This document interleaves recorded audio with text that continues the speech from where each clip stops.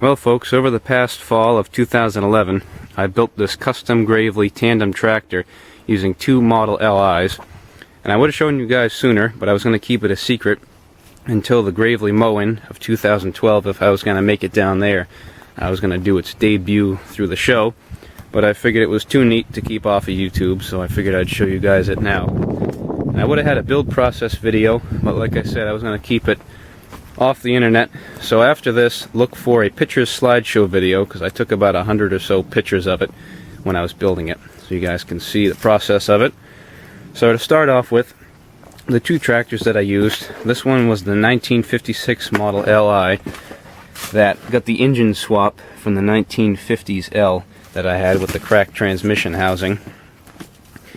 And I used that for the back, and for the front I used a 1960 Model LI that I ended up getting with the commercial 12 parts tractor from last summer. So anyways, to start off with how I built it, I had to get it so I could ride over the hood on the front one. So I ended up taking off the handlebars, and I made these side braces here out of 1/4 inch, 1.5 inch flat stock, and they worked out pretty good. They run from the fan housing down to the advanced casting, same places that the handlebars attached to. For the seat, I came up with brackets on the sides here using the same stock, and you can see I had to bend them. And there was a lot of bending and twisting in this project to get everything to line up with, you can see. But it all went together pretty good, and you can see where the seat mounts. It's not really adjustable unless you have more holes in the bottom of the seat. Throttle cable, I just mounted on that 3/8 bolt there. Use a little right angle bracket, and that runs down to the throttle piece there on the carburetor. Pretty simple stuff. And for the shift rods on the other side, for the high-low, I just cut down old shift rods I had, because I had a really mangled set that was really not worth saving. So I cut them down and re-threaded them. And you can see that the high-low, when you engage it into high, just misses the axle housing, which luckily it does. And I just twisted down the clutch rod arms a little bit, so that way everything lines up. So they've been moved a bit. And the front one, you can see scrapes against that bracket just a little bit, but it's not too big of a deal. So those you can use from sitting in the seat if you just reach down. And for the pivot and the articulating joint, I used a piece of 3/8 plate for the advanced casting with a 1 inch piece of round stock in the middle and a piece of 1 inch inside diameter pipe. And that gives it your swivel and goes back with a couple of brackets to the axle housings, which bolts on through those two bolts there. And that worked out pretty good. Gives it a little bit of rigidity. And for the articulating point, still use the same piece of pipe and 1 inch round stock. And then I had a piece of 3/8 plate there, kind of sandwiches it, and then you slip your bolts through, which I'm missing one in the center. And for the back tractor, I was originally going to do a setup that went off of these bolts here and came down, but I figured this was the easiest idea. I have a couple of gusset pieces, and I cut them out, you can see, so that way you can get your chain for the starter on if you ever decide to use it. And a piece of 3/8 plate in the back, and a piece of 1 inch square stock for the foot peg, which worked out pretty good. And I don't have any steering stops on this, so you can oversteer and jackknife it, so you gotta be kind of careful when driving it. But the way that the foot peg's set up, you can kind of stiffen it up with your feet if you get into a rough spot. And the rear tractor will also push the front one over on its side if you dig your tire into a hill turning upwards, which I found out a number of times, unfortunately. So anyways, I'll give you guys a view of it driving up through the woods. So I'll start up the 56.